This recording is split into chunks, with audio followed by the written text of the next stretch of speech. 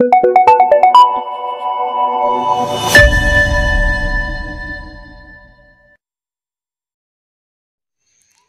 दोस्तों, स्वागत है आपका एक और नए टॉपिक के साथ। आज के वीडियो में हम ब्लूप्रिंट पर आधारित पॉलिटिकल साइंस के कुछ महत्वपूर्ण प्रश्न उत्तर लेकर आए हैं।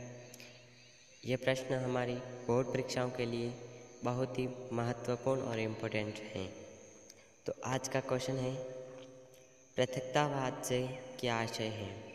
तो आंसर, पृथकतावाद का अर्थ होता है अपने आप को अंतर्राष्ट्रीय मामलों से हट कर रखना, अलग रखना।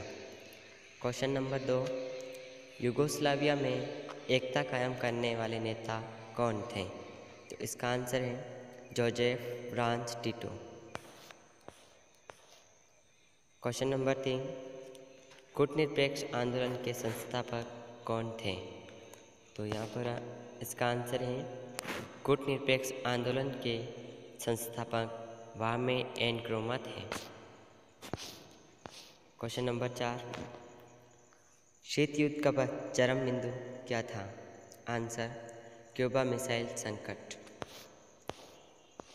क्वेश्चन नंबर 5, सोवियत संघ के नेतृत्व में बने पूर्वी यूरोप के गठबंधन का नाम लिखिए। इसका आंसर है Warsaw Pact. Question number 6, Lenin के उत्तराधिकारी कौन थे? इसका आंसर होगा जोसेफ स्टालिन।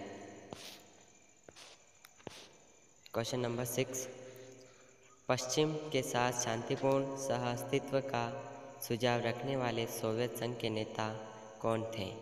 इसका आंसर है निकिता क्रुश्चेव।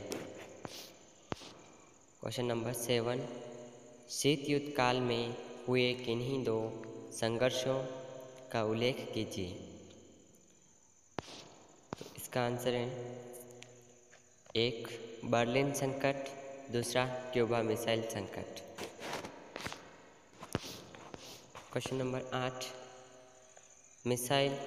मिखाइल गोर्बाचेव ने आर्थिक एवं राजनीतिक सुधार हेतु किन दो नीतियों को अपनाया? इसका आंसर होगा पेरेस्ट्रोइका पुनर्रचना और ग्लासनोस्त खुलेपन की नीतियों को। क्वेश्चन नंबर 9, सोवियत संघ कितने गणराज्यों से मिलकर बना था? तो दोस्तों, सोवियत संघ 15 गणराज्यों से मिलकर बना था। क्वेश्चन नंबर 10, प्रथम चुनाव आयुक्त कौन बना? इसका आंसर है सुकुमार सेन। क्वेश्चन नंबर 11, साप्टा में क्या वादा किया गया है? इसका आंसर है साप्टा में पूरे दक्षिण एशिया के लिए मुक्त व्यापार क्षेत्र बनाने का है। सार्क का पूरा नाम लिखिए। तो सार्क का पूरा नाम है south Asian association for reasoning cooperation. इसे दक्षिण एशियाई क्षेत्र संगठन भी बोलते हैं। क्वेश्चन नंबर, सार्क में कितने देश हैं? तो सार्क में कुल 8 देश हैं। इन देशों के नाम कुछ इस प्रकार हैं: भारत, पाकिस्तान, नेपाल, बांग्लादेश, श्रीलंका, भूटान, मालदीव। क्वेश्चन नंबर 14, दक्षिण एशिया का इलाका एक विशिष्ट प्राकृतिक क्षेत्र के रूप में नज़र आता है, क्यों? इसका आंसर है उत्तर की विशाल हिमालय का हिंद महासागर, पश्चिम का अरब सागर और पूर्व से यह इलाका विशिष्ट प्राकृतिक क्षेत्र के रूप में नजर आता है। क्वेश्चन नंबर 50, साप्टा का पूरा नाम लिखिए। साप्टा का पूरा नाम है दक्षिण एशियाई मुक्त व्यापार क्षेत्र समझौता। क्वेश्चन नंबर 50,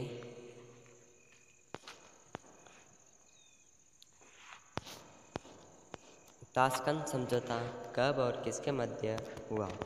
तो सन 1966 में भारत और पाकिस्तान के बीच ताशकंद समझौता हुआ था। क्वेश्चन नंबर 17, दो समझौतों के नाम लिखिए जिन्हें भारत ने पाकिस्तान के साथ किए थे। तो आंसर है इसका 1965 में और दूसरा है 1971 में शिमला समझौता। प्रश्न नंबर 18, शिमला समझौते के दो प्रावधान लिखिए। इसका आंसर इस प्रकार है, दोनों देश अपने मतभेदों को द्विपक्षीय वार्ता द्वारा शांतिपूर्ण ढंग से हल करने का प्रयास करेंगे। दूसरा है, दोनों देश एक दूसरे के विरुद्ध बल का प्रयोग नहीं करेंगे। क्वेश्चन नंबर 19, विश्व व्यापार संगठन में फैसले कैसे लिए जाते हैं? इसका आंसर है, विश्व व्यापार संगठन में फैसले आम सहमति से लिए जाते हैं, यानी कि लोगों की सहमति, साधारण सहमति से लिए जाते हैं। क्वेश्चन नंबर 20, अंतर्राष्ट्रीय आणविक ऊर्जा एजेंसी से क्या अभिप्राय है? इसका आंसर है, इस संगठन का मुख्य उद्देश्य परमाणु ऊर्जा के शांतिपूर्ण उपयोग को बढ़ावा देना तथा सैन्य उद्देश्यों में इसके प्रयोग को रोकना। क्वेश्चन नंबर 21, अंतर्राष्ट्रीय आणविक ऊर्जा एजेंसी यानी कि ISEA स्थापना वर्ष लिखिए। तो इसका स्थापना सन 1957 में हुई थी। क्वेश्चन नंबर 22, अंतर्राष्ट्रीय आणविक ऊर्जा एजेंसी क्या प्रयास करता है?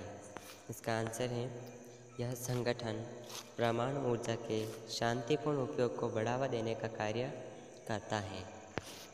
क्वेश्चन नंबर 23, निशस्त्रीकरण के दो उदाहरण दीजिए।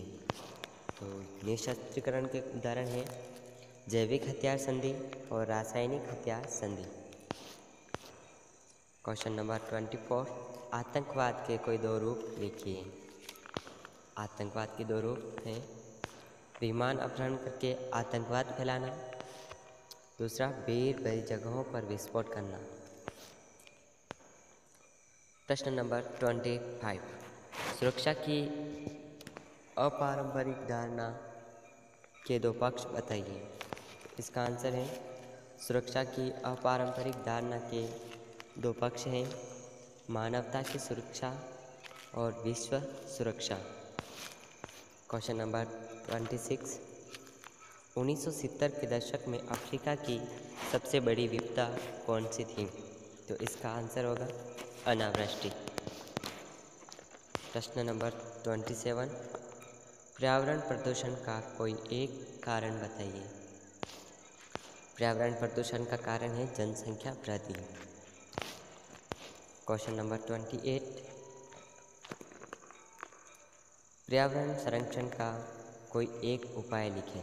तो इसका आंसर है, पर्यावरण संरक्षण के लिए जनसंख्या को नियंत्रित करना आवश्यक है। 29, क्योटो प्रोटोकॉल सम्मेलन कब और किस देश में हुआ?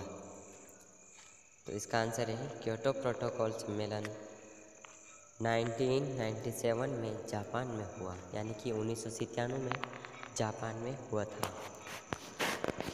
क्वेश्चन नंबर 30, भारत ने ऊर्जा संरक्षण अधिनियम कब पास किया?